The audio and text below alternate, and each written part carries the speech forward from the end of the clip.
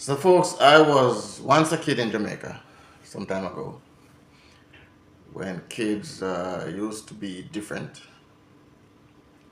Yep, I remember when I was a kid in Jamaica. The only one thing my grandmother only had to worry about was me getting my clothes dirty. Yep, every morning I'm leaving to school, my grandmother would say, "Oh, don't get your clothes dirty. Don't come back here with no dirty clothes."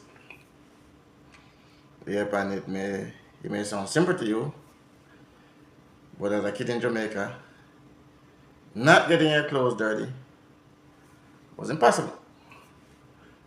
There's dirt everywhere. Everything we had to do in Jamaica as a kid was done in the dirt. Okay, it's not like in America. It's not like America's kids where your yard is paved. Some part is paved, and the rest, you have some nicely manicured St. Augustine grass. Nope. In Jamaica, all of that concrete and that St. Augustine grass were just pure dirt. That's why I remember when the first Jamaican came to New York and get out of the plane and he saw all that concrete and he said, "Damn, this is a concrete jungle." Yeah, that's how that term came about. The concrete jungle. Yep, it's the first Jamaican to ever see so much concrete. Jamaican kids, compared to, American kids. Jamaican dirt, when our clothes get dirty, you could see it. You could spot dirt because it shows in our clothes. You see a kid coming down the street with a dirty clothes, and you see it. You could recognize him a mile away. You could see the dirt on his clothes. Now in America, America kids' clothes don't get dirty. They only get stink. And something you could see a kid go on the street and his clothes look perfectly clean until when you get close to him or when you smell that clothes, you say, "Yeah, some dirty ass clothes." Back in Jamaica, like I said, I'm going to school. My grandma would say, "Oh, Howie, I don't want you to come back home with no dirty clothes." You understand? But then she would give me a white shirt to wear. Cause she love white. Most Jamaican grandmother just love white. And of course, what gonna happen? I put on that white shirt, that white t-shirt, go to school. On my way back, that t-shirt is now either brown or red. Come back to American kids, like I said before, their clothes don't get dirty. Only their mind. Now, speaking about that dirty mind, folks, now, when I was in Jamaica, my mind never started getting dirty until when I was 7 years old. In America, there are these 2-year-old kids with a dirty mind. 2-year-old. I remember I had a friend of mine. She had a grandson, and one day I visited her, and I was trying to tell her something. She was getting her grandson dressed for school, for daycare, and of course, as a responsible parent, I was talking in codes. It was something that I didn't want a kid to understand, so I was talking to her in codes. And all of a sudden, that kid got a smirk on his face. And I'm looking at the kid and said, "Yeah, the kid's a 2-year-old kid." Whatever I was trying to not tell that kid, my kid knows. That little motherfucker just sit there with a smirk on his face and his iPad typing like 300 words a minute. That in itself can be intimidating, folks. Grandma sitting over there typing one word every minute. I keep typing 300 words a minute. It's terrifying. Jamaica clothes, you could see the dirt on the clothes, because that is just real dirt. That is real dirt. Like basically, literally everything we have to do, every game we have to play was in the dirt. We had no cell phone, no computer, no video games. So whatever we have to do, everything we have to do was in the dirt. We live in a yard, and all around the house is dirt. I was sharing my experience with a friend of mine. I was saying, and how dirty my clothes could get. And she was sympathizing with me. She said, Uncle Howie, man, too bad, I'm sorry you guys didn't have a washing machine. I said, washing machine? And yes, folks, just to let you know, washing machine cannot wash away Jamaica's dirt. No. The only thing that can wash dirt off a kid's clothes in Jamaica is a woman's hand. And yes, folks, I'm sorry to spill the bean, but yeah, women been begging me over the years not to tell anybody. Well, this is life, sometimes, at some point, truth have to be told. So today I just want to let everybody know and be clear that yes, a woman's hand can wash clothes better than any washing machine. Okay, and that will never change until they invented a washing machine that can wash clothes like this.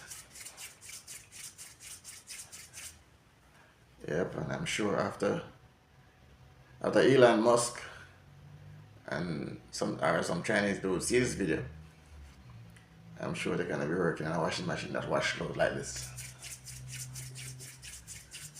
Just like the woman's hands, baby. Sorry, ladies, sorry. Sorry to spill it. I'm sure a bunch of niggas out there now are gonna be getting rid of the washing machine and try to go back to woman's hands.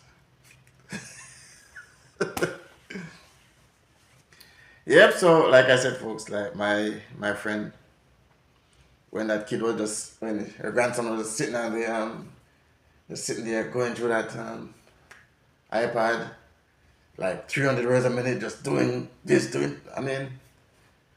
terrifying. She couldn't wait to drop that kid off at daycare. And try not to pick him up, until as late as possible. And speaking about daycare, folks, a friend of mine, she run the daycare. And I remember I went to visit her one day. And, she always tell me, man, these parents be dropping out these kids and don't want to pick them up. But the daycare is closed. And they got to stay open like half hour before their parents come talking about they were stuck in traffic and all kind of shit.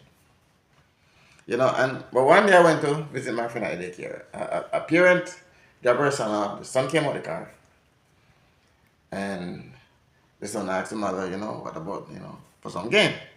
And the mother said, Timmy, I told you, I don't have no money. And that kid just take out a pencil, put out his backpack, look at the mother and go like this. Snap the pencil. I said, I never seen that. Man, it's not my kid. And I was scared. This is a dangerous kid. And the mother was terrified. That mother took her from the daycare.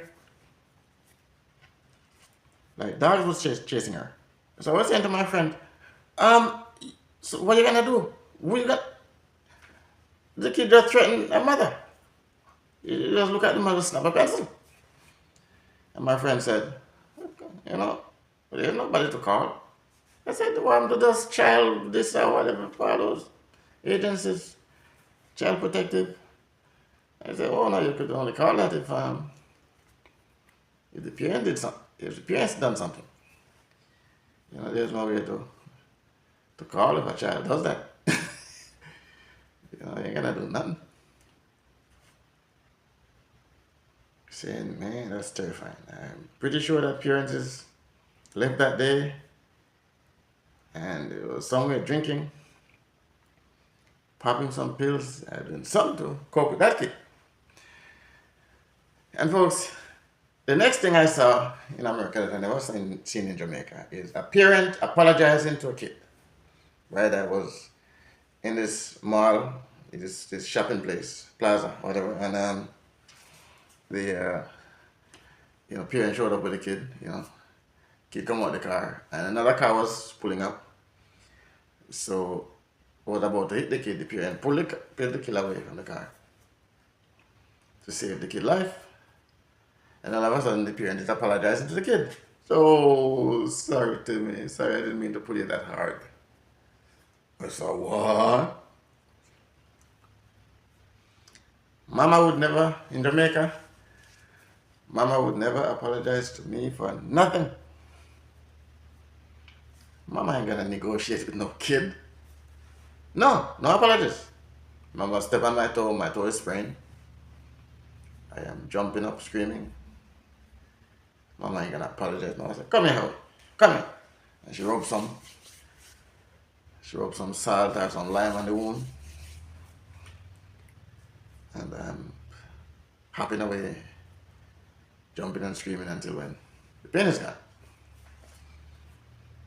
Yeah, that's how it works. There's kids today in America, you have to tell them, you're sorry? Oh, Timmy, I'm so sorry for just trying to save your life. The next thing I saw in Jamaica, finally, is 2-year-old sarcastic kids. In Jamaica, no kid could be sarcastic. We can't. Trying to be sarcastic in Jamaica, you get hit upside your head. But unacceptable. In America, what the hell a 2-year-old? How can your kid be sarcastic at 2? The kid can't use the bathroom by himself. Can't even talk, can't hardly talk. What is sarcastic? Oh man, that game you got me yesterday. I just love it. I just love it, man. I love it. Pure sarcasm. Kid can't be sarcastic in Jamaica. You get hit upside your head. You don't believe me? Ask my fan. This is my fan, folks. First comedian in history. Always got a fan. And my fan, he never gets tired. He will never get his heart broken. Okay? He never gets hungry. Always there for me. My fan. Always there for me.